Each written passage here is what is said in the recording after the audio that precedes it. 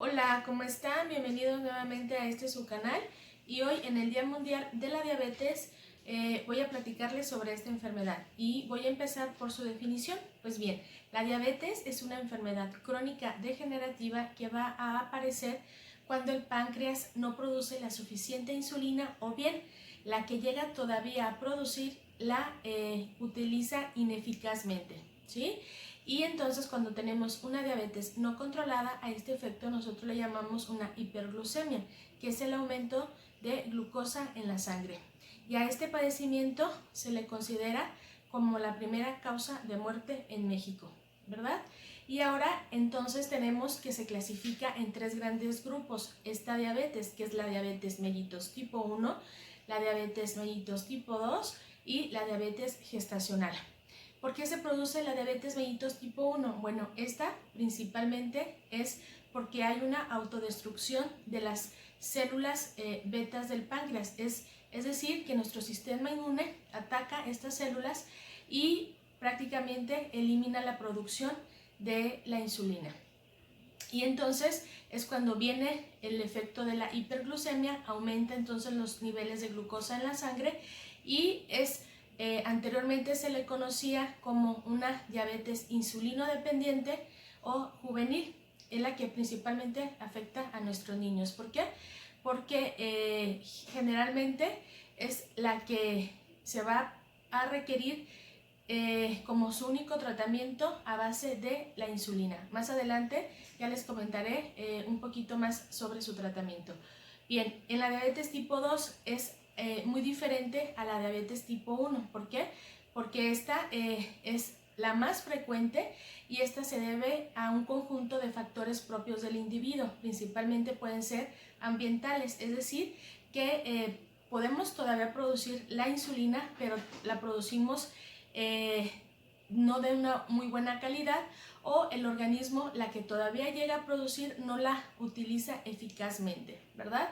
Y entonces a esto va a haber entonces el aumento de los niveles de glucosa en la sangre, a lo que le llamamos pues la hiperglucemia. Y también su origen puede deberse principalmente a lo que es el sobrepeso, la obesidad y la inactividad física. Y entonces anteriormente a esta diabetes tipo 2 se le conocía como una diabetes no insulino dependiente, porque su tratamiento no necesariamente es a base de la insulina, ¿verdad? Es decir, más adelante también les platicaré en qué consiste su tratamiento. O no insulino dependiente o del adulto, ¿verdad? Y la diabetes gestacional, bueno, pues esta como primera vez va a haber una hiperglucemia durante el embarazo. Bien, ¿y cuál es el denominador común de estos tres grandes grupos que nos divide la diabetes? Pues el denominador común en las tres tipos de diabetes, ya sea la tipo 1, la tipo 2 o la diabetes gestacional, es que va a haber un aumento en nuestros niveles de glucosa en la sangre, ¿sí? Y tenemos con esto entonces que la diabetes mellitus tipo 2 pues es la más común, ¿sí? Y aquí es muy importante porque va a predisponer el factor genético. Es decir, que si tenemos, por ejemplo, los dos papás que sean diabéticos, entonces el hijo va a tener un 40% mayor de probabilidades de desarrollar esta enfermedad solamente por el factor genético, a diferencia de un paciente que no tenga este factor como un factor predisponente, sobre todo es en la genética, ¿sí? Otro factor de riesgo también para el desarrollo de la diabetes tipo 2 tenemos entonces que es el sobrepeso o la obesidad, y principalmente es la que se acumula a nivel de nuestro abdomen, ¿sí? Es por eso lo importante de que en los hombres tengan o mantengan una cintura por debajo de los 90 centímetros y en las mujeres por debajo de los 80 centímetros, ¿sí? Entonces también se requiere entonces que para que estos niveles de glucosa en la sangre disminuyan, entonces tener un estilo de vida más saludable y hacer una actividad física, porque está demostrado que realizando ejercicio, sobre todo aeróbico, y llevando una dieta balanceada, los niveles de glucosa van a disminuir notablemente en la sangre, ¿sí? Bien, ahora vamos a entender un poquito por qué los niveles de glucosa suben en la sangre, ¿sí? ¿Por qué nos pasa esto? Bien, fisiopatológicamente en una persona normal que no sea diabética o que no tenga estos problemas en cuanto a la producción de insulina, entonces tenemos que todos los carbohidratos que ingerimos pues contienen azúcar, ¿verdad? Estos se van a absorber del aparato digestivo y van a pasar ya al torrente sanguíneo en forma de glucosa.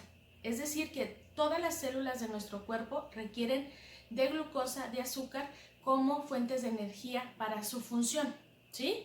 Y en una persona que no tenga ninguna normalidad con la producción de la insulina, es lo que va a pasar. Pero aquí, para que entonces la glucosa que ya quedó en el torrente sanguíneo y pase a lo que es las células de nuestro cuerpo, entonces necesita de una hormona. Esta hormona pues es la insulina, que es la que produce principalmente, pues es este órgano que es el páncreas, concretamente de las células beta del páncreas, ¿sí? Es decir, que entonces la insulina funciona como una llave de acceso, ¿sí? Como pase directo, entonces, a esta glucosa que penetra directamente a las células. Es decir, que en una persona sana, una persona que no tenga problemas con la producción de la insulina o que no sea diabético o diabética, bueno, entonces aquí la glucosa que todavía quedó de los carbohidratos que ingerimos en el torrente sanguíneo van a pasar directamente a las células sin mayor problema. Pero ¿qué pasa cuando una paciente tiene problemas de secreción de insulina o la que secreta el cuerpo no la utiliza eficazmente como debe de ser, que es lo que pasa en la diabetes mellitus tipo 1, la diabetes mellitus tipo 2, pues estos niveles de glucosa que se encuentran en la sangre no van a ser absorbidas o no van a ser captadas por nuestras células de nuestro cuerpo y entonces se van a mantener en el torrente sanguíneo y es lo que nos va a llevar al efecto de la hiperglucemia, ¿sí? Al aumento de la glucosa en la sangre. Bien, entonces esto principalmente pues es el efecto que se llega a producir fisiopatológicamente. Ojalá haya quedado un poquito claro.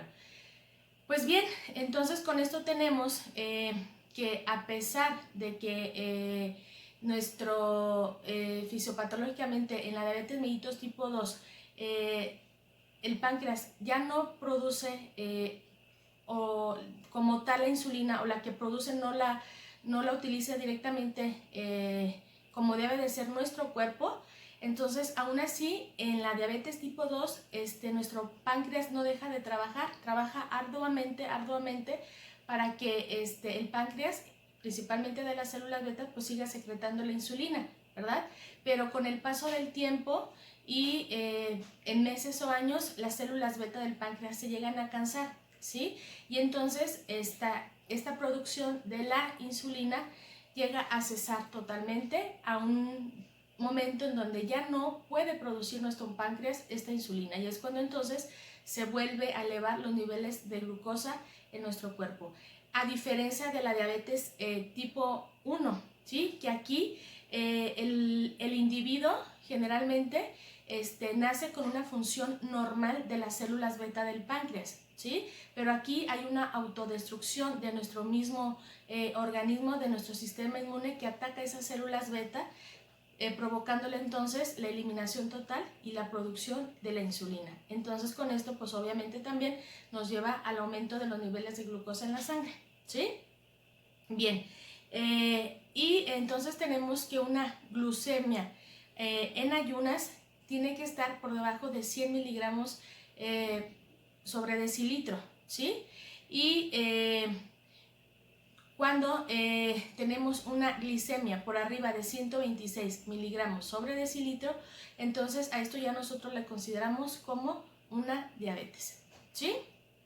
Bien, ¿cuáles son los síntomas característicos de la diabetes? Bueno, pues los síntomas característicos principalmente es una sed intensa, que médicamente nosotros la conocemos como polidipsia, y unas ganas frecuentes de estar orinando. A esto entonces nosotros le llamamos una poliuria, y también hay un aumento en el incremento del apetito y a esto nosotros le llamamos una polifagia. ¿sí?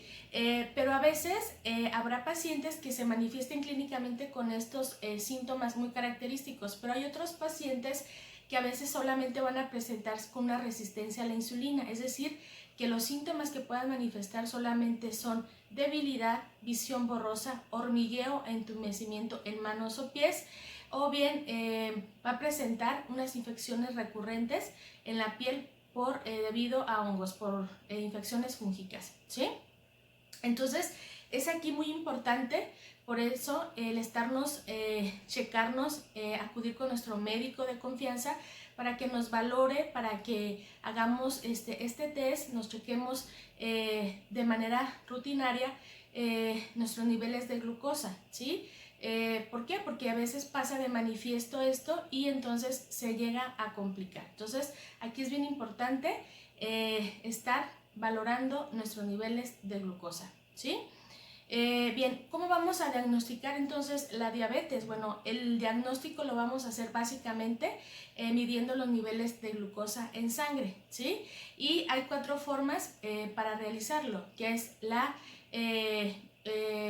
glucemia en ayunas, que nos va a manejar por arriba de 126 miligramos sobre decilitro, es la hemoglobina glucosilada, que va a presentarnos también con un mayor de 6 a 5%.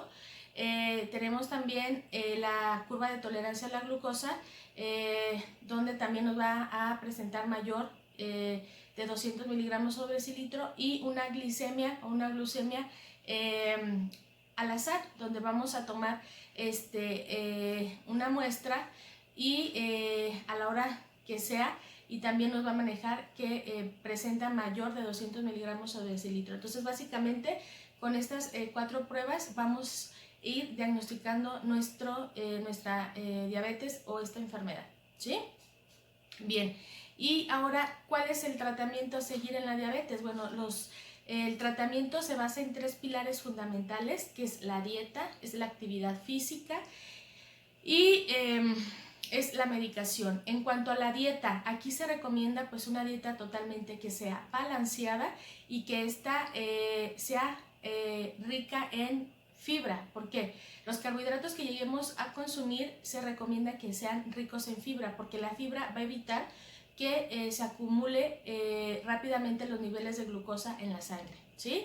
La actividad física consiste en realizar 30 minutos diarios de ejercicio, sobre todo aeróbico, y esta tiene que ser diariamente, ¿sí?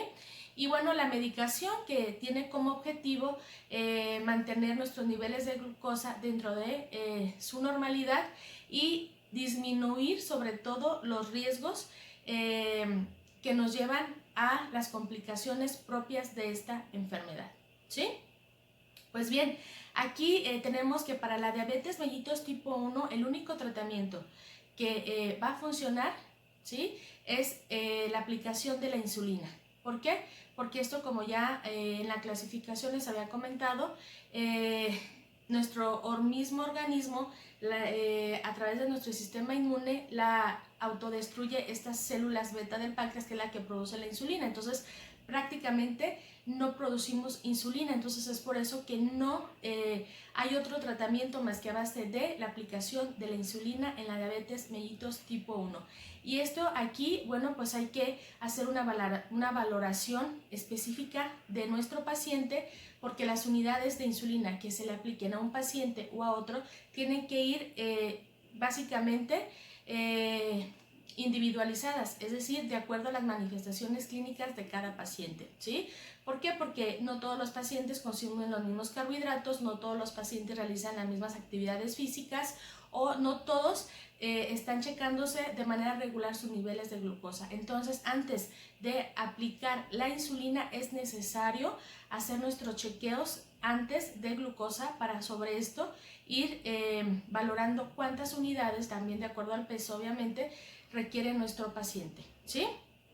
Bien, y a diferencia de la diabetes mellitus tipo 2, bueno, pues aquí tenemos un amplio abanico terapéutico, mucho más amplio, ¿sí? ¿Por qué? Porque aquí no necesariamente tiene que ir a base del tratamiento de insulina.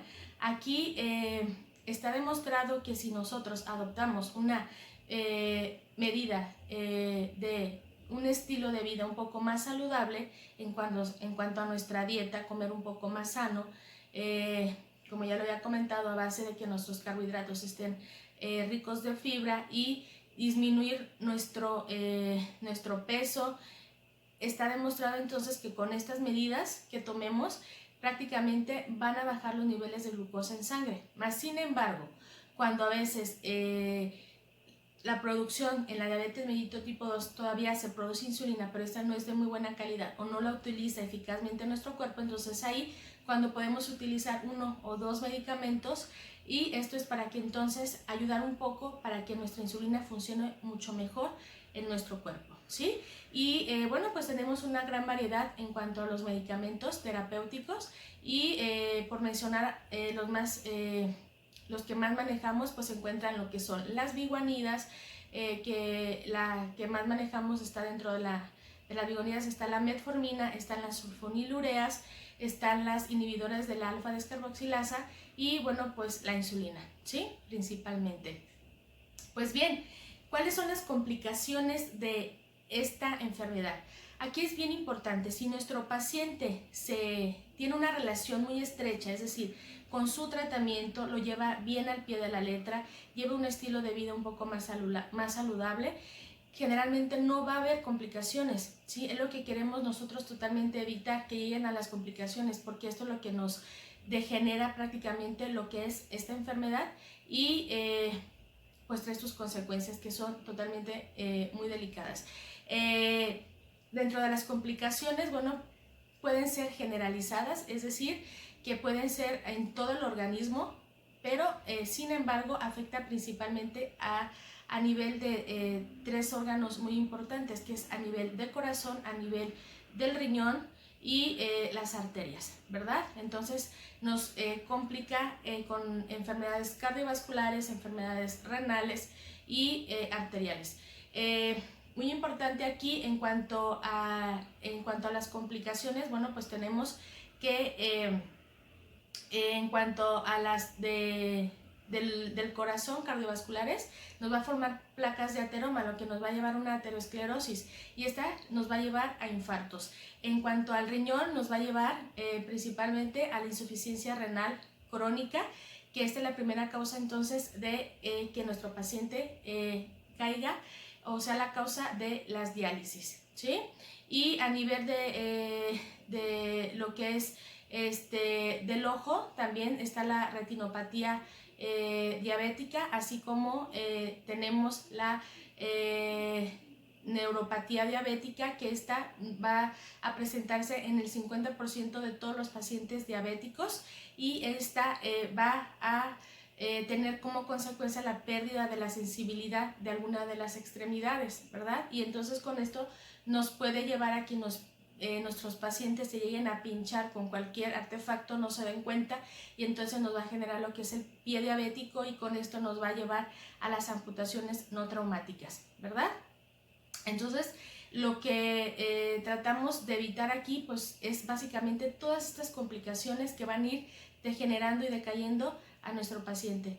Así, bueno, como también tenemos las polirradiculopatías, que son las que afectan directamente a los nervios, y pues también dentro de las complicaciones que se llegan a presentar, pues tenemos la cetoacidosis diabética, el estado hiperosmolar de nuestro paciente, pues que ya maneja totalmente glucosas de 600 hasta 1200, es donde nuestro paciente puede llegar hasta un coma diabético, ¿verdad? Y que son enfermedades prácticamente pues agudas y crónicas. Y bueno, pues también tener muy en cuenta no llevar a nuestro paciente también como complicación a un estado de hipoglucemia, que aquí también va a tener sus manifestaciones clínicas muy importantes, ¿verdad? Pues bien, ¿hay maneras de prevenir esta enfermedad? Pues lamentablemente para la diabetes mellitus tipo 1 no se puede todavía prevenirla, ¿sí? Entonces, a pesar de los múltiples intentos que se han realizado, Todavía en la diabetes mellitus tipo 1 no se puede prevenirla. En cambio, en la diabetes tipo 2, pues es totalmente todo lo contrario. Aquí sí podemos prevenirla adoptando un estilo de vida un poco más saludable, con dietas también balanceadas y pues realizando actividad física. Si nosotros mejoramos todo esto, es decir, bajamos de peso en los pacientes que tengan sobrepeso o obesidad, llevamos una dieta más saludable y realizamos ejercicios sobre todo aeróbicos, está demostrado que en un 80% de nuestros pacientes no van a desarrollar esta enfermedad, ¿sí? Pues bien, es muy importante que entonces nos chequemos, acudamos a nuestro médico de confianza para que nos valore de manera rutinaria nuestros niveles de glucosa, ya que generalmente se realiza a base de un glucómetro, pinchamos el dedito y bueno, es una prueba que no es dolorosa y nos va a prevenir sobre todo las posibles complicaciones, que es lo que tratamos nosotros como médicos de evitar, ¿verdad? ¿Por qué? Porque ya una vez diagnosticado nuestro padecimiento, aquí lo importante es evitar, vuelvo a repetir, las complicaciones, ¿sí? Ya que esta enfermedad, así como hay pacientes que se manifiestan clínicamente como los síntomas muy característicos, hay pacientes que pasan totalmente desapercibidos con este padecimiento, más sin embargo se están complicando poco a poco y cuando llegan ya a consulta a veces vienen muy complicados que ya no hay manera de cómo sacarlos adelante, ¿sí? Entonces, bien importante en el Día Mundial de la Diabetes hacer conciencia de este padecimiento y cuidar nuestra salud, nunca es tarde, y las personas que tengan ya este padecimiento, pues aprender a vivir con esta enfermedad, conocer su cuerpo, conocerse un poquito más para hacer conciencia y evitar las posibles complicaciones que nos pueden degenerar prácticamente a nuestro paciente. Pues bien, con esto doy por concluido este tema, esperando les haya gustado este video y sobre todo pues haya sido de utilidad. Suscríbanse, cuida de ti, muchas gracias por tu atención y hasta pronto.